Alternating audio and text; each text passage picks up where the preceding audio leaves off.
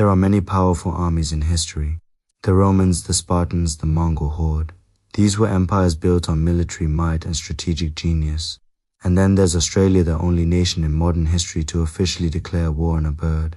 And lose, spectacularly. This is the story of history's dumbest decision. The Great Emu War. Picture this. It's 1932, the height of the Great Depression. Australia has a problem. A big feathery problem. 20,000 emus giant, flightless. And surprisingly, tactical birds have migrated from the outback into the farmlands of Western Australia. They're not just passing through. They're staging a full-scale invasion. These 6-foot-tall, fast-running birds are trampling fences, devouring entire fields of wheat, and generally causing chaos for the struggling farmers, who are already on the brink.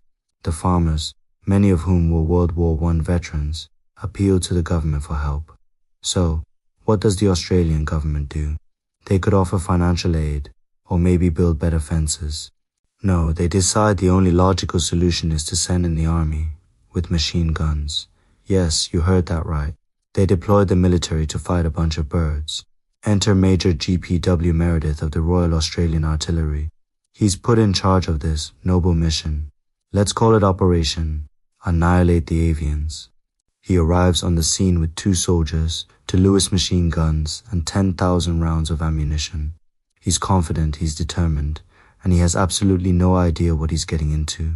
The plan seems simple enough. Find the emus, set up the machine guns, and let loose.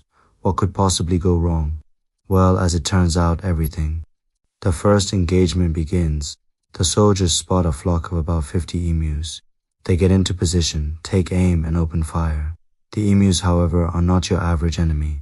They don't stand still. The moment the bullets start flying, they scatter. And when I say scatter, I mean they execute advanced evasive maneuvers that would make a Special Forces unit proud. They sprint away at nearly 50 kilometers per hour, zigzagging and splitting into small groups, making them almost impossible targets. After firing hundreds of rounds, the soldiers manage to take down maybe a dozen birds. The rest just disappear into the bush, completely unscathed.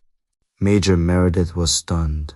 The emus were more resilient and far more intelligent than anyone had anticipated. They seemed to have leaders. One large emu would keep watch while the others fed, and at the first sign of danger it would give a signal, and the entire flock would vanish. They were like feathered guerrilla fighters. The soldiers tried different tactics.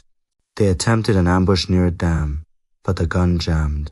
They even mounted a machine gun on a truck to chase them down. But the ride was so bumpy they couldn't land a single shot, and the truck ended up crashing through a farmer's fence.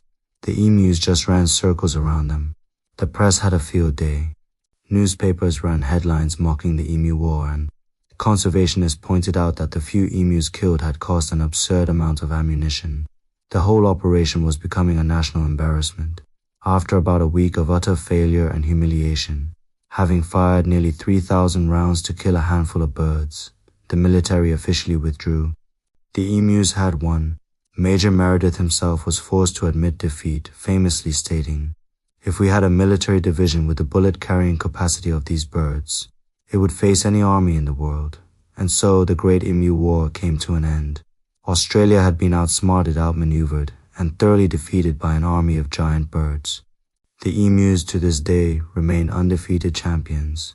It stands as a hilarious and frankly baffling monument to one of history's dumbest decisions. That's all for this episode. Join us next time on History's Dumbest Decisions, where we'll look at a cavalry charge so mind-bogglingly stupid, even the horses were probably confused. Thanks for watching, and don't forget to like and subscribe for more historical blunders. See you next time.